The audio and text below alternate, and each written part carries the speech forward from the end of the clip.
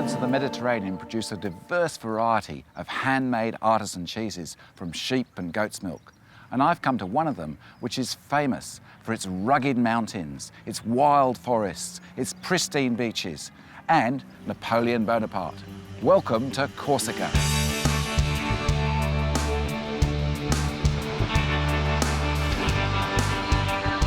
The island of Corsica lies in the Mediterranean, 170 kilometres south of the French Côte d'Azur. Although considered part of France for the past 200 years, it's geographically much closer to the coast of Italy and just a few miles from the island of Sardinia. Because of its strategic location, this island has been fought over for centuries. But despite a long history of mainland influence, the Corsicans have managed to maintain a distinct cultural identity and still speak their own language. After a century of depopulation, Corsica is now home to just over 250,000 people, and 3 times as many of its inhabitants now work overseas. But the wild forests, empty central mountains, and magnificent natural coastline attracts hundreds of tourists every summer, and some days even the odd surfer. One of the distinguishing features of the Corsican coastline are these fortified towers. There's 67 of them scattered all around the island, and they were built during the 16th century by the Genoese to warn the locals of oncoming pirates. An endearing legacy of this turbulent history is a unique mix of local cheeses made from goat and ewe's milk. Every region of the island proudly boasts its own type, and these are almost entirely handmade in very limited quantities at home or by tiny artisan dairies. The most distinguishing feature of all the cheeses made here is their small size and shape. Just 15% of Corsica is cultivated, and from the mountains to the sea, the island's covered in a low, scrubby undergrowth known as the marquee. During the spring, this bursts into flower, and there's this wonderful aroma in the air. The marquee's also responsible for why Corsican cheese is so unique. Napoleon is said to have dreamt of the marquee whilst he was in prison. And after experiencing it firsthand, it's not hard to imagine why. This extraordinary landscape contains more than 2,000 different species of wild flowers, herbs and grasses, which serve as an irresistible banquet for the island's sheep and goats. Left to wander and graze the marquee, their milk has a unique floral character, producing a complex range of flavours. There is one famous Corsican cheese made from ewe's milk and covered with a mixture of dried herbs and spices from the marquee, which is more famous overseas than on the island itself. In fact, the only cheese you're guaranteed to find all over the island is called Brochu. To find out more about this wonderful fresh cheese, I visited the renowned Ottavi family dairy. It's hard to describe this simple cheese, but its light creamy texture and delicate flavour is quite unmistakable, and it's rare to have a meal on the island without it. Production of Brochu is really simple. Whey left over from cheese making is heated to 60 degrees, and then fresh ewe's milk is added like this. The whole lot's then heated up to 85 degrees, salt is added, and hey presto, fresh Brochu. This cheese is the only French AOC-controlled cheese to be made from a combination of 2 milk types and whey. It's a close cousin of Italian ricotta, and it's best enjoyed within 24 hours of production. The curds rise slowly to the top of the vat and must be handled very gently at this stage. This is Brocciu at its best. It's really hot in here and steamy, as you can see. And what's happening is it's being carefully scraped off the top of the vat and put into these little hoops here. They're continuously filled until the vat's empty. Then, over the next 24 hours, these hoops will drain until you get a little tiny cheese. The whey that drains off goes into this big bucket here, and that's normally fed to the pigs. There are no shortage of recipes that feature Brocciu, but one of the island classics is omelette, and I asked Madame Ottavi, the family matriarch, to show me how it was done. To begin with, eggs and cheese are mixed together. Then pepper and salt are added, along with a generous handful of chopped mint, fresh from the garden.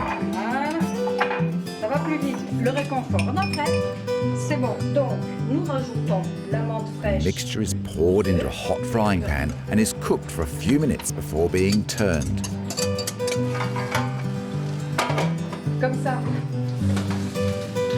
When the omelette is lightly browned, it's ready for the table.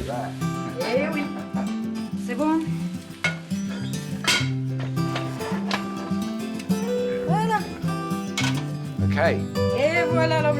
Let's go and try it with your friends, the shepherds.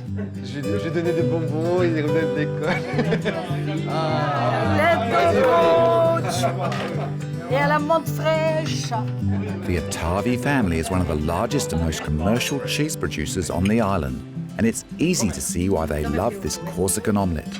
The flavour is deliciously creamy with an unusual minty finish.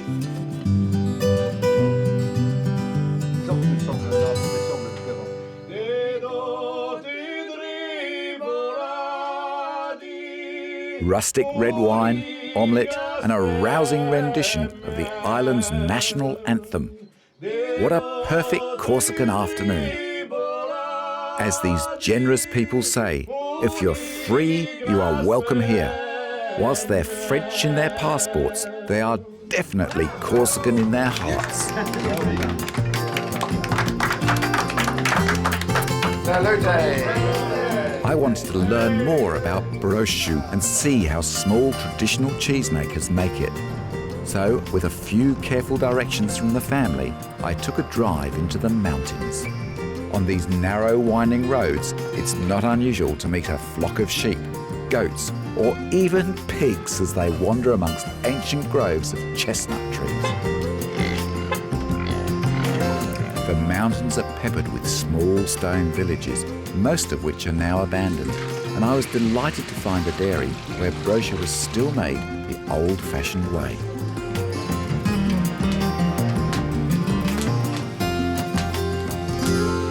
This is the traditional method of making Brocciu.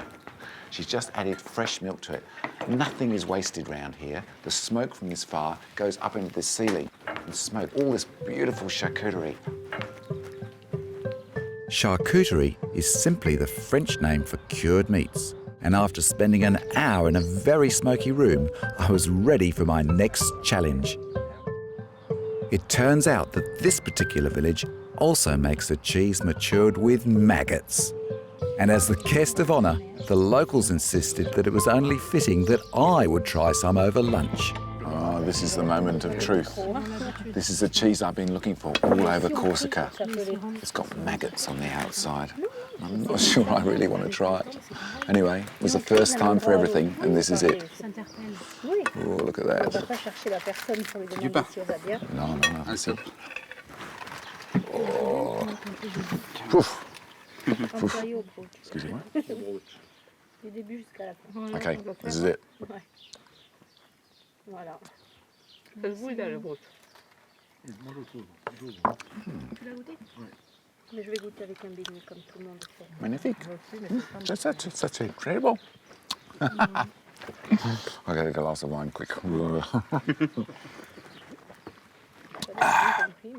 That's better. Got drunk maggots now. The use of maggots to flavour this unusual cheese was discovered by accident a long time ago.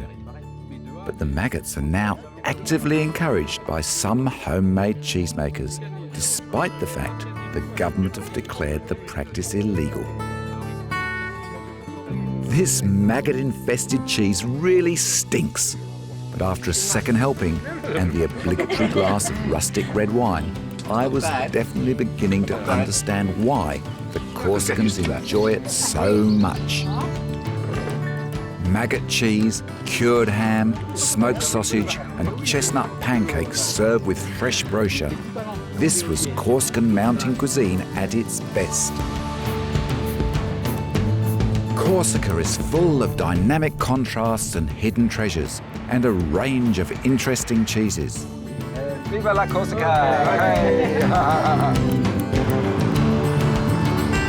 But if you really want to experience Brochu at its finest, a visit to this island of the free is essential.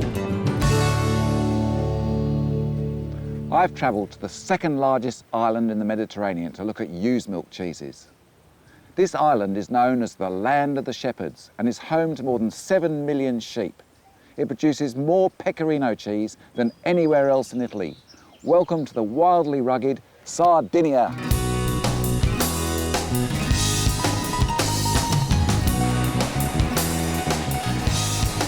Although just a short ferry ride from Corsica, the landscape here is quite different, with flat grassy plains, undulating rocky hills and small mountain ranges. Covering more than 24,000 kilometres, Sardinia is recognised for its ancient culture, and cheese-making here dates back to the Bronze Age. Signs of those times are evident in the imposing stone towers, which you can still find all over the countryside today. The most authentic of all Sardinian shepherd's cheeses is this. It's called Fiori Sardo, and it has a long and fascinating history that goes back to the Bronze Age. It used to be made in shepherd's huts, and the way it's made is really fascinating.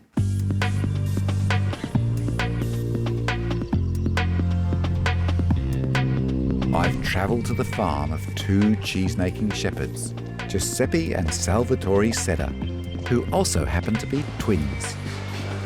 The name Fiore Sardo is strictly controlled under Italian government regulations and originally comes from the flour stamens once used to coagulate ewe's milk during cheese-making. The flour stamens are no longer used, but the ancient name lives on. The twins begin by heating fresh raw milk to 38 degrees inside a copper cauldron before adding lamb rennet.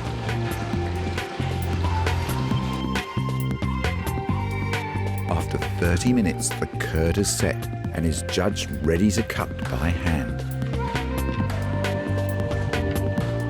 A special stirring instrument is used to break the curds into tiny pieces before the brothers push it into a huge molten ball at the base of the cauldron. The cooked curds are placed in draining hoops shaped like upturned flower pots and are then manually pressed to help reduce the amount of whey.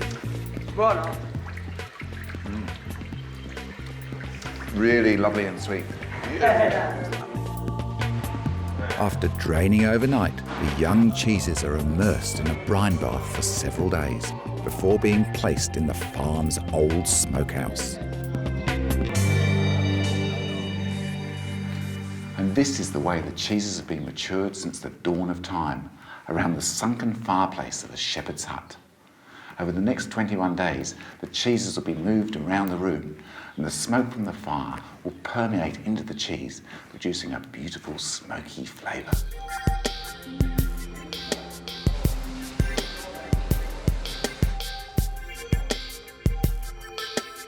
The original shepherd's huts were called pinette, and this central fireplace design encouraged their use as a makeshift smokehouse for cheese and cured meats.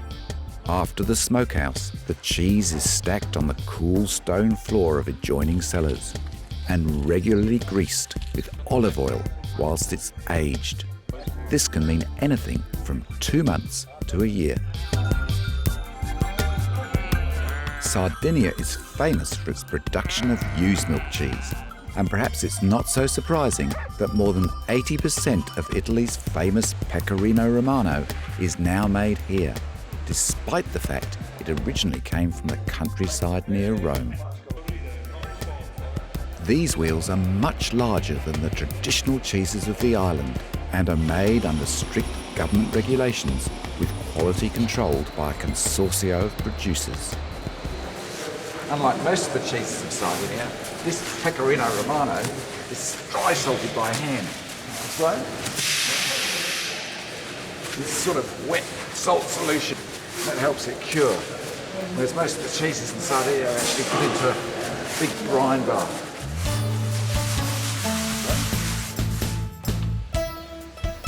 Pecorino Romano from Sardinia is now enjoyed all over the world. But for a more authentic local cheese, you need look no further than the much smaller Pecorino Sardo, which is recognised as the island's most popular cheese. This is where the story of Pecorino Sardo begins. This breed of sheep have been producing milk in Sardinia for thousands of years.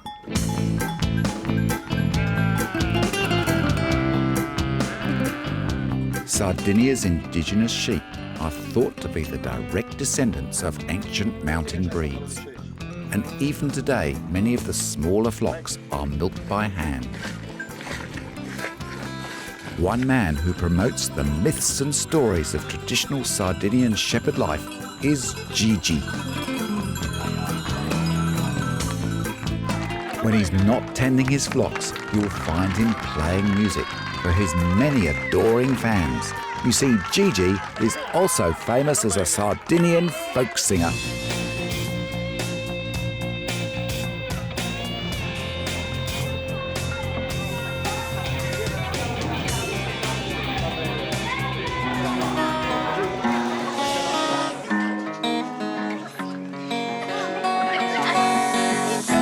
Spero che esisti perdono in questa giustizia terrena.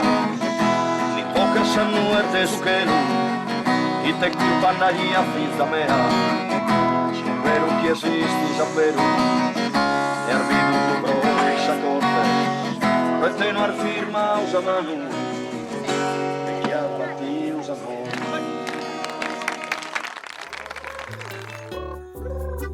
Gigi has promised to introduce me to a family who make one of the most unusual cheeses I've ever heard of. Known as Calu de Cabridu, it's one of the few surviving examples of how cheese was made during nomadic times. It's made by pouring fresh milk into a baby goat's stomach and then leaving it to mature, hanging from the rafters of the barn during the spring. These days, it's highly prized and extremely rare. The Sardinians are famous for their hospitality, and almost any gathering in this country begins with red wine, flat bread, and cheese. This stuff is the strongest cheese I've ever tasted in my life. It is really, really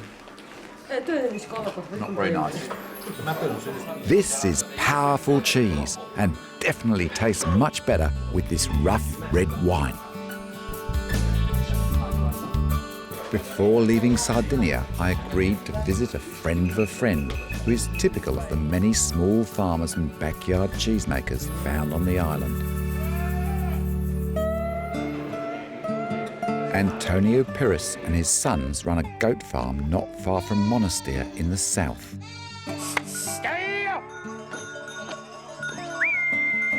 Every goat has her own name, and after hand milking more than 400 animals, most of the milk is delivered to a nearby dairy, but just a small amount is held back for personal cheesemaking. This herd was originally bought from his charismatic neighbour, Francesco Maloney, who still drops by with some really helpful advice on the animals' welfare.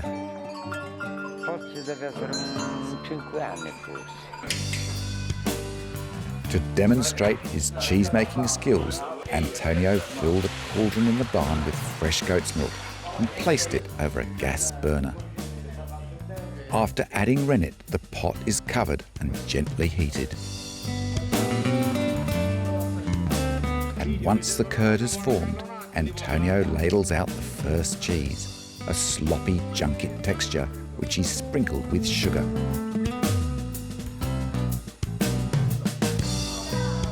The remaining curds and whey are then heated and stirred. After being gathered to one side of the cauldron, they are scooped into a circular plastic mould.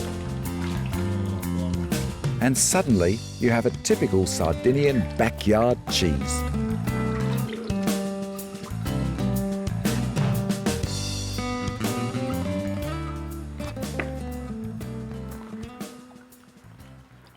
Molto bene. Okay.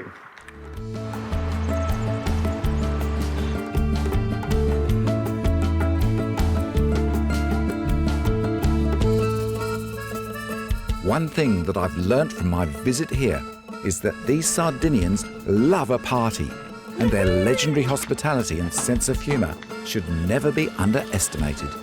It's a good job they also love cheese. You might have to force down the odd glass of red wine and goat's stomach cheese, but trust me, it's well worth it.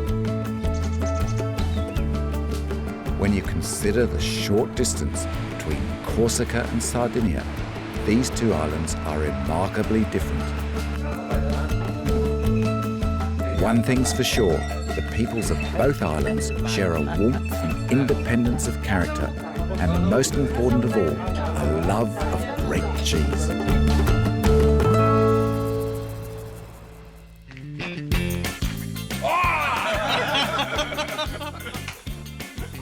No way. To protect themselves. Arr!